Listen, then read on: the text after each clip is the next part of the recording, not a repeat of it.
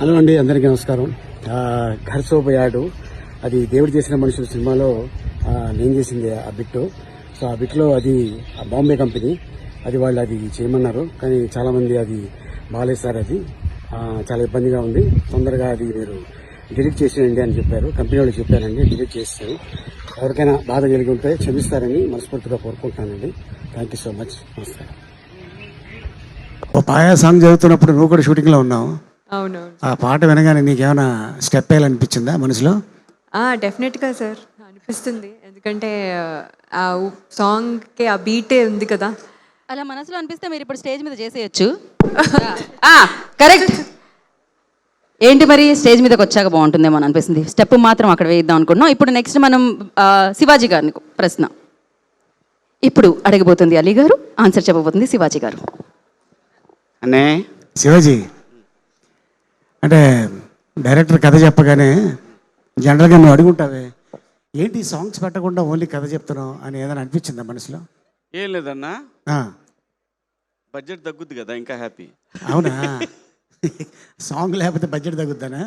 కానీ సాంగ్స్ అవసరం లేదన్న ఈ సినిమాకి ఈ సినిమాకి అవసరం సో లేదు. ఈ ఒక్క సాంగ్ చాలంటావు, పాయా సాంగ్. ఇది చాలు, ఓకే. ఈ ఒక్క సాంగ్ చాలు, 6 సాంగులతో సమానం.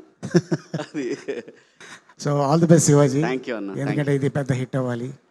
థ్యాంక్ యూ అన్న. మీ ప్రశ్న 2 సాంగుల చుట్టూనే తిరిగాయి. ఇప్పుడు సాంగులో చేసిన బండ్ల గణేష్ గారిని ఏమడుగుతారో చూద్దాం అనుకుంటున్నాను నేను. దీంట్లో సాంగ్లో కానీ చంద్రబాబు గారు, రేవంత్ రెడ్డి గారు and Trump and power star Pawan Kalyan song చేస్తున్నప్పుడు నీకు ఎవరి పేరు రాగానే నీ బాడీలో ఊపు వచ్చింది? ఆహా, చంద్రబాబు గారా, పవన్ కళ్యాణ్ గారా, ఆ క్వశ్చన్ రేవంత్ రెడ్డి? కాదన్నా, ఆ క్వశ్చన్ నువ్వు అడగకూడదు, నువ్వు అడగకూడదు. అది ఎవరి పేరు చెప్తే నాకు ఊపు వస్తుందన్న. నాకు ఈ పేరు ఎవరి వల్ల వచ్చిందన్న?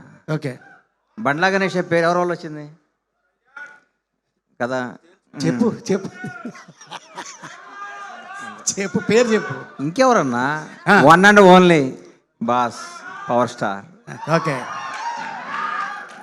సో అంత ఊపు వచ్చింది అనమాట. ఎందుకు రాదన్నా? వెరీ గుడ్, ఎందుకు రాదు? సూపర్.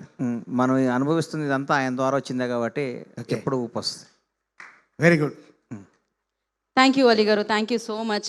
మీరు పాయా ఎన్నిసార్లు తిన్నారు అని అడుగుదాం అనుకున్నా. అసలు ప్రశ్న అడగాల ఏంటి?